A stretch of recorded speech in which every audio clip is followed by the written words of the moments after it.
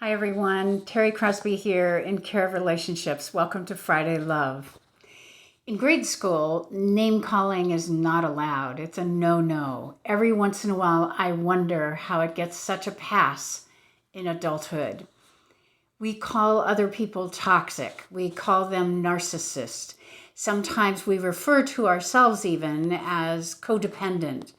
And I wonder if it would be more beneficial if we could relate to our coping strategies a little differently rather than stuffing our actions or someone else's actions in a box and putting a label on it.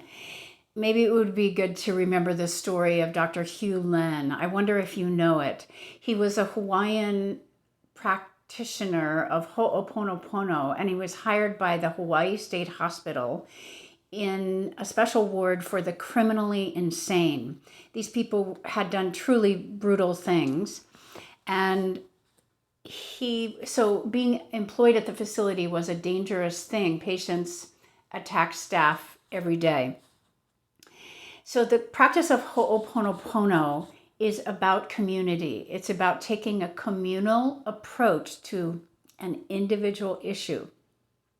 So in Hooponopono, one person's issue becomes the group's.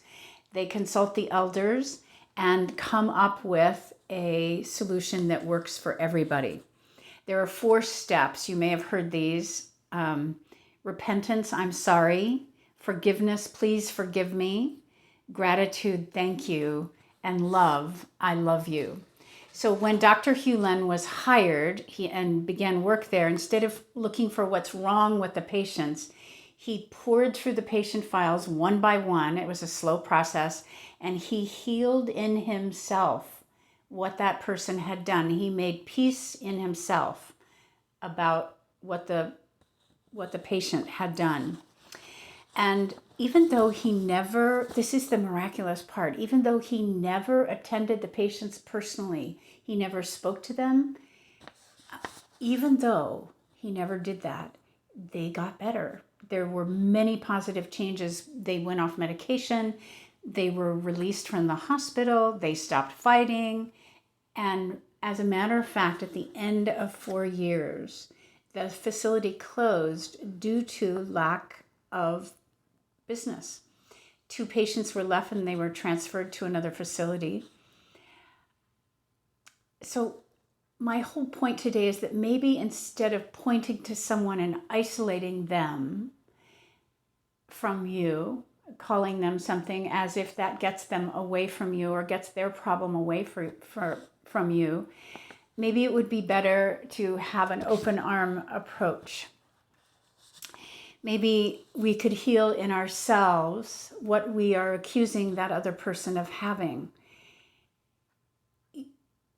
You know, the traits assigned to narcissism, here are a few, and see if you have ever felt these yourself. I have.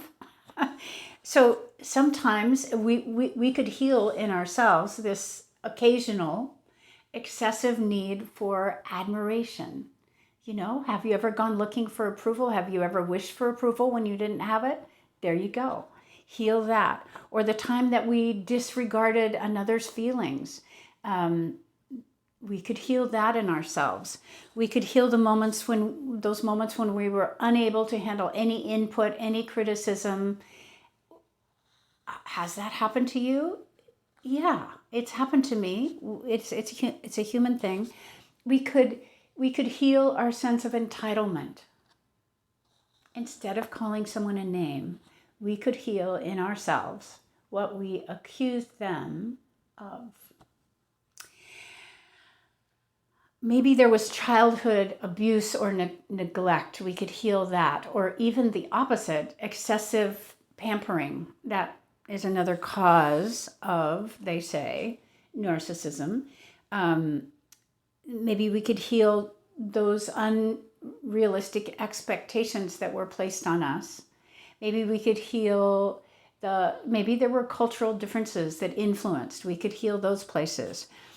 So maybe instead of paying attention to what's wrong with other people. Maybe we could pay attention to the gentler aspects of life. Nature, for instance. Turn our attention to the beauty of geese landing on a lake and to the sound of webbed feet, 30 or 60 webbed feet that landing on a lake within a few seconds of each other. That shh sound that happens. It's so beautiful. Maybe we could look at the wild weeping cherry outside our window and watch how beautifully the branches are draped, and how they respond to a breeze. Maybe we should spend a little more time on those things instead. Just a thought.